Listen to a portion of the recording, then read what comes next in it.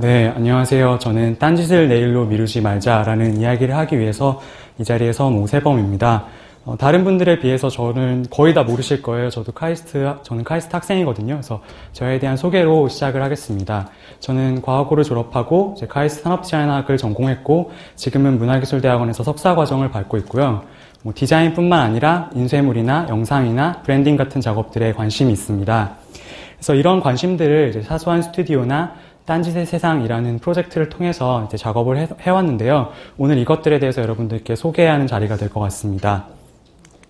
딴짓이라고 하면 어떤 것들이 가장 먼저 떠오르세요? 제가 사전을 찾아봤는데요. 어떤 일을 하고 있을 때 그 일과는 전혀 관계없는 행동을 한 또는 그런 행동이라고 나와 있습니다. 그러니까 사실 딴짓이라는 거는 지금 해야 되는 일과 할 필요가 없는 일을 나누는 데서 쓰는 표현이었는데 어느샌가 지금 의미 있는 것과 의미 없는 일을 나누는 데도 쓰이고 있는 것 같아요. 왜 이런 이야기를 하냐면 저는 딴짓을 되게 좋아하고 또 정말 잘하거든요. 누가 시켜서 하는 게 아니라 제가 하고 싶어서 하고 있는 지금 이 딴짓이 제 전공이나 제 시험 범위보다 저를 더 잘 설명해 준다고 생각합니다. 그럼 이런 불순한 생각이 어디서부터 시작됐는지 그 가장 처음인 2010년으로 돌아가서 사소한 스튜디오가 생기게 된 그 계기부터 설명을 드리겠습니다. 2010년 당시에 저는 친구들과 함께 졸업작품을 만들고 있었어요. 카이스트 산업디자인학과는 이제 디자인 제품을 만들어서 평가를 받는 걸로 졸업을 하게 되는데요. 이 졸업작품이라는 것이 되게 적당히 사회적인 이슈도 포함이 돼야 되고 테크놀로지도 물론 있어야 되고요. 디자인 솔루션도 적당히 있어야 됩니다. 물론 이래야 좀 완성도 있는 디자인 제품이 나오겠죠. 하지만 이 적당함에 만족되지 않아서 탈락됐던 좀 작지만 재미있는 아이디어들이 되게 아까웠습니다. 예를 들어 제 친구 중에 한 명은요. 도시형 해먹을 만들어서 졸업을 하고 싶어 했어요. 안타깝게도 해먹을 만드는 걸로 졸업을 하지는 못했습니다. 그래서 저희는 약간 좀 사소하지만 진짜로 하고 싶었던 거, 그런 되게 작은 작업들을 해보자 이런 생각을 했고요. 그래서 사소한 스튜디오라는 걸 만들게 됐습니다. 이 사소한 스튜디오에서는 말 그대로 학교에서는 해보지 못했던 사소한 작업들을 진행했는데요. 예를 들어서 감명 깊게 읽었던 책의 표지를 다시 디자인하는 작업을 했고, 이걸 디자인만 하면 재미가 없으니까 실제 사이즈로 인쇄를 해서 도서관에 그 책을 빌려서 책 커버를 씌운 다음에 도서관에 비치하는 이런 퍼포먼스도 했었고요. 실제로 아직 몇 권은 저희가 만든 책으로 학교 도서관에 꼽혀 있는 걸로 알고 있습니다. 그리고 평소에 만들고 싶었던 디자인 제품을 만들어 보기도 하고요. 네, 이런 앱솔루트 소주 같은 패러디 제품도 실제로 만들어 보고, 학교에서는 도저히 용인될 수 없었던 다소 과격한 드로잉 작업들도 진행을 했습니다. 네. 다 이해하시죠? 네. 그리고 친구들과 함께 시나리오를 쓰고 장비를 빌려서 단편 영화를 찍고요. 그걸 학교에서 상영회를 가지기도 했습니다. 그리고 이런 작업들을 다 모아서 사소한 전시라는 이름으로 대전 궁동에서 전시회도 열었고요. 이 사소한 스튜디오에 작업을 하면서 저는 한 개인이 되게 작게 하는 작업들이 주는 즐거움을 좀 알게 됐던 것 같아요. 그래서 딴짓의 세상이라는 개인 프로젝트를 진행을 했는데, 딴짓이라고 하면 누구나 매일매일 꾸준히 하는 거잖아요. 그래서 매일매일 조금씩 하는 작업들을 누적되는 형태로 하겠다. 혹은 제가 해보고 싶었지만 할 수 없었던 것을 해보겠다라는 취지에서 이 이름을 정하고 프로젝트를 시작했습니다. 가장 먼저 했던 일은요, 이제 블로그나 트위터 같은 페이지를 개설하는 일이었는데, 이제 과거 같은 경우에 내가 무언가를 해보겠다고 하면, 법인을 세우고 사람들을 모으는 이런 법적인 과정들이 좀 필요하지만, 사실 이제 이건 다 그냥 장난이고 재미로 하는 거잖아요. 그래서 이런 SNS를 통해서 개인이 어떤 브랜드를 하겠다라고 이렇게 이야기하기 되게 쉬워진 것 같아요. 그래서 이런 딴짓의 세상의 공간을 통해서 이제 오늘의 낙이나 졸업작품 읽어가는 시간이나 자가출판 프로젝트 같은 것들을 진행했습니다. 그래서 이런 것들을 하나씩 앞으로 천천히 소개를 드릴게요. 네, 가장 먼저 했던 프로젝트는 오늘의 낙인데요. 산디과를 졸업하고 디자인 회사에 취직한 친구와 함께 진행한 프로젝트였습니다. 이 친구가 디자인 회사에서 너무 힘들어해서 굉장히 힘든 날 속에 있는 되게 작은 낙 하나를 찾아보자 이런 취지에서 시작을 했어요. 그래서 블로그 페이지를 제가 캡처를 해왔는데 제가 하루를 살면서 가장 즐거웠던 순간을 사진을 찍고 그날 밤에 설명과 함께 업로드를 합니다. 그리고 그 친구가 그날 밤에 올린 사진을 링크로 붙이고요. 이 링크를 사진을 클릭하면 친구 블로그로 넘어가서 그 사진에 대한 설명을 볼 수 있게 이런 식으로 서로 교환하는 블로그 교환 형식의 글을 67일 동안 진행을 해서 총 134개의 낙을 모았습니다. 근데 이 프로젝트가 결과적으로는 흐지부지 중단이 됐어요. 왜냐하면 하루에 하나의 낙이 없는 날도 있더라고요.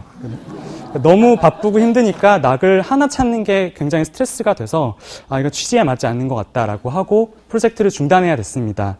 하지만 제가 2011년에 67일 동안 어떤 일이 겪었는지를 좀 돌이켜볼 수 있다는 점에서 좀 재미있는 아카이브였던 것 같고요.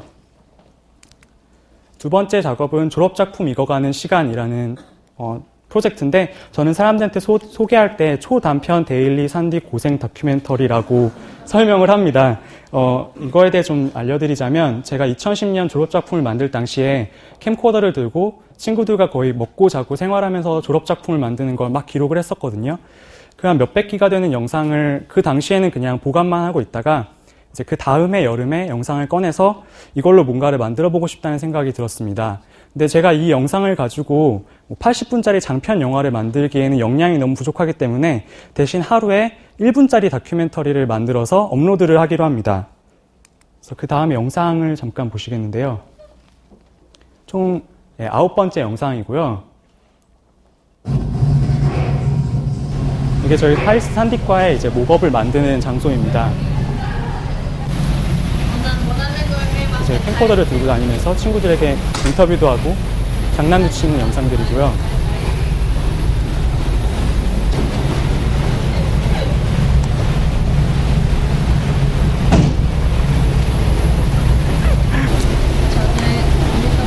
변태야, 뭐 하는 거야? 이과국립 공익체육대회 부원이라고 합니다. 야, 너 변태 같아. 노래 한번 불러주세요. 아니, 가사를 안 꺼내봤어. 소녀시대 불러주세요. 소녀시대 몰라. 반짝반짝. 하늘짝 놀라네, 그냥. 좋아, 그거야, 안 계속해. 춤을 몰라서 아쉽다, 내가. 네, 이런 짧은 1분짜리 영상을 업로드를 한 겁니다. 그게 70일 동안 이어졌고요. 그래서 70일 동안 70편의 초단편 다큐멘터리가 만들어졌습니다. 이 영상들은 다 한데 모아서 이제 웹페이지 졸업작품 익어가는 시간이라는 공간에 아카이브를 했고요. 사실 굉장히 힘든 시간이었지만 그래서 좀 돌이켜보고 싶은 추억이 있는 시간이라 이 공간이 만들어진 거에 대해서 개인적인 애착이 있고 또 매일매일 하는 프로젝트를 한데 모아서 어떤 완성을 할 수 있구나라는 점에서 좀 자신감을 얻었던 프로젝트였던 것 같아요. 그리고 소개해드릴 마지막 프로젝트는 자가출판 형식으로 만들어낸 아이슬란드 여행기인데요. 제가 2011년에 우연히 서촌의 가가린이라는 서점에 갔습니다. 이 서점은 중고책뿐만 아니라 독립출판물도 판매를 하고 있었는데요. 독립영화나 인디 앨범처럼 출판의 영역에도 독립이라는 개념이 있습니다. 그래서 예를 들어 이런 식으로 집에서 인쇄를 한 다음에 펀치를 뜯어서 고무줄이랑 클립으로 엮은 책도 있었고요. 이 OTL이라는 책은 직장 생활을 하면서 겪었었던 어떤 푸념 같은 일기를 모은 책이었습니다. 그래서 책이 굉장히 재밌어서 저도 책을 만들어 보고 싶다는 생각이 들었어요. 그리고 알아보니까 그렇게 많지는 않지만 서울이나 대구나 부산 같은데 독립출판 서점들도 실제로 존재를 하고 있더라고요. 제가 학부 3학년을 마치고 1년 정도 휴학을 하고 그중에 5개월 정도를 유럽 배낭여행을 했었는데 그중에 가장 처음 갔던 곳이 이 아이슬란드랑 페루제도입니다. 이때 제가 필름 14통 정도, 그 다음에 워드 30매 정도로 여행기를 썼었는데요. 이 기록을 이제 책으로 만들어야 되겠다는 생각을 하고, 이제 편집 매뉴얼 책 같은 게 있더라고요. 그래서 그 책을 보면서 종이나 인쇄나 판형에 대한 개념도 공부를 하고, 독립출판 서점에 책을 만들려면 어떻게 해야 되냐 문의도 드렸습니다. 그래서 이제 192페이지짜리 좀 멋있는 책을 만들어야 되겠다라고 해서 이렇게 책 표지를 디자인하고요. 책 내용을 이렇게 집어넣습니다. 여름방학 동안 조금씩 이 편집 프로그램을 공부하면서 이제 PDF 파일로 책을 만든 거죠. 근데 이 책을 가지고 인쇄소에 가져갔더니 이 200페이지짜리 책이 나오려면 돈이 150만 원, 200만 원이 든다는 거예요. 제가 돈이 한 푼도 없었거든요. 그리고 서점에 가져갔더니 200만 원짜리 책이 되면 한 부당 가격이 너무 비싸져서 팔리지가 않는다. 그래서 책을 반 이상 내용을 줄이거나 아니면 쪼개야 된다고 하시더라고요. 그래서 저는 돈이 없었기 때문에 3권으로 분권을 해서 시리즈로 책을 내기로 했습니다. 돈이 없었어요. 근데 당시 저희가 사소한 스튜디오가 학교 창조 캠퍼스라는 지원 사업을 받고 있어서 그 스튜디오 지원금 40만 원과 그리고 좀 가난했기 때문에 부모님 펀드 다 아시죠? 부모님 펀드에 30만 원을 보태서 70만 원으로 인쇄 비용을 마련했습니다. 독립출판이라는 거는 모든 과정을 혼자 한다는 뜻이거든요. 그래서 입고도 혼자 해야 됩니다. 그래서 책이 나오면 4, 50권 정도 되는 걸 짊어지고 홍대나 서촌이나 대학로 같은 곳을 다니면서 10권, 20권씩 책을 입고하는 과정을 거쳤고요. 그리고 책을 입고하자마자 2권을 만들 준비를 했습니다. 여기서 2권을 만들 준비라고 함은 길고 긴 알바였거든요. 한 5개월 정도 학교 수업을 들으면서 크고 작은 알바를 하면서 돈을 마련을 했고 그래서 두 번째 책을 만들 수 있었습니다. 그런데 책을 만드니까 기분이 좋긴 하지만 한편으로는 걱정이 되더라고요. 이제 3권은 언제 만드나, 알바를 언제 하나. 그래서 이번에는 알바를 하는 게 아니라 텀블벅이라는 어떤 시스템을 활용을 해보기로 했습니다. 외국의 킥스타터 같은 거라고 생각하시면 될 텐데요. 내가 뭔가를 하겠다라고 프로젝트를 제시하고 후원을 해주시면 어떤 걸 드리겠다라고 리워드 옵션을 거는 겁니다. 그래서 이 텀블벅을 통해서 모금을 저는 한 달 정도 70만 원을 목표로 프로젝트를 진행했고요. 총 50분 정도 되는 분께 100만 원이 조금 넘는 후원금을 받았습니다. 그래서 이 돈을 가지고 1권을 만든 지 정확히 11개월 만에 아이슬란드 여행기 3권을 만들어서 독립출판을 프로젝트를 종료할 수 있었고요. 지금까지 독립출판 서점을 통해서 1000권 정도의 책이 팔렸습니다. 그리고 이런 작업들을 하면서 알게 된 그 독립출판 시인이 있어서 이제 전시회나 세미나 같은 곳에도 참여하게 됐고요. 가장 최근에는 스페인의 산티아고 길을 걸으면서 했었던 기록들을 한데 엮은 책을 두 번째 독립출판물로 출판을 했습니다. 제가 이런 딴짓의 작업을 열심히 하던 중에 석사 디자인 수업을 들었는데요. 그 수업에 인디밴드 가을방학의 보컬이신 개피 씨가 듣고 있었어요. 저도 가을방학의 팬이긴 한데 개피 씨 얼굴을 몰라서 그 사실 알고 되게 깜짝 놀랐는데 제 작업하신 걸 보고 이제 포트폴리오를 요청하셔서 작업물을 보내드렸습니다. 근데 다른 디자인 작업들도 굉장히 좋아하셨지만 특히 졸업작품 익어가는 시간 그 다큐멘터리 시리즈를 보시고 누가 시키는 것도 아닌데 혼자서 그 긴 프로젝트를 완성했다는 거에 좀 좋은 인상을 받으셨던 것 같아요. 그래서 같이 작업을 해보자라고 제안을 하셨고 그래서 올해 초에 가을방학 홈페이지 리뉴얼 디자인 작업을 시작으로 이제 공연 포스터나 아니면 사진 작업, 이미지 작업 같은 것들을 했고요. 실내악 외출이라는 앨범이나 근황이라는 디지털 싱글 앨범을 만들었습니다. 근데 제가 그러면 이 딴짓의 세상이라는 작업을 통해서 여러분들께 드리고 싶은 말이 이런 작업들 열심히 하다 보면 새로운 기회가 오니까 열심히 해보자 이런 이야기를 드리려고 나온 거냐? 아까 보셨겠지만 안 생겨요. 저한테 굉장히 특별한 가을방학의 기회이긴 했지만 사실 안 생기거든요. 왜냐하면 굉장히 크리에이티브하고 멋있고 화려한 작업을 하는 분이 세상에 정말 많아요.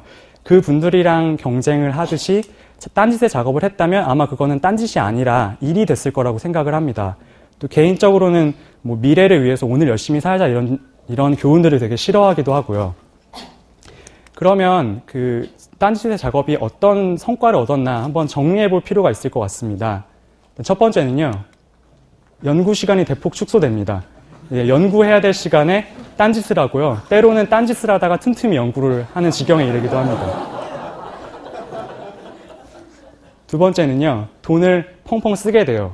예전에는 문화생활을 하면 이제 영화를 보거나 아니면 옷을 사겠다고 한 5만 원, 10만 원씩 질렀다면 이제는 책을 만들겠다면서 50만 원, 100만 원씩 돈을 쓰게 되는 거죠. 그리고 마지막으로는 친구들에게서 자의식이 쩐다고 자기가 만든 글로 책도 쓰고 영화도 만든다고 비난을 받습니다. 근데 이런 모든 순환을 견디면서 왜 딴짓의 작업을 해야 되느냐? 저는요, 제가 굉장히 학교에서 힘든 그 기간 중에 아주 일부 시간 딴짓의 작업을 하면서 즐겁거든요. 그 즐거움이 제 삶에 되게 활력을 준다고 생각을 하고요. 또 제가 평소에는 해볼 수 없을 거라고 생각했던 책을 만들거나 영화를 만드는 일을 하면서 알게 되는 사람이나 그 새로운 씬이 주는 활력이 굉장히 큽니다. 밤에 되게 감명 깊은 책을 읽거나 아니면 멋있는 사람의 이야기를 듣거나 재미있는 아이디어가 떠오르면 뭔가 할 수 있을 것 같은 순간이 오잖아요. 근데 당장 내일 해야 될 일이 있고 그래서 일단은 접어두고 잠을 잘 때가 있습니다. 근데 다음날 일어나면 사람이 굉장히 이성적이어져서 그냥 없던 일로 하고 자기 생활을 하는 거죠. 저는 그런 순간들이 굉장히 많았는데 지금 와서 생각해보면 그 일을 굉장히 거창한 무엇이라고 생각했기 때문에 내 삶을 180도 바꿔야지만 가능했던 거라고 생각했던 게 아닌가라고 정리를 해봤습니다. 그러니까 지금 여러분들도 마음속에 각자 하고 싶은 거나 어떤 뭔가 일렁이고 있는 열정 같은 게 있으시다면 그게 너무 높게 생각해서 어느 순간 이렇게 폭삭 사그러들지 않게 좀 사소한 방법으로 그리고 딴짓의 작업의 방식으로 좀 다소 천천히 좀 누추하지만 실제로 손에 잡히는 결과물로 만들어 보시는 게 어떨까라는 게 제가 여러분들께 드리고 싶은 이야기입니다. 그리고 그러기 위해서 제가 마지막으로 여러분들께 하고 싶은 말은요. 딴짓을 내일로 미루지 말자는 겁니다. 감사합니다.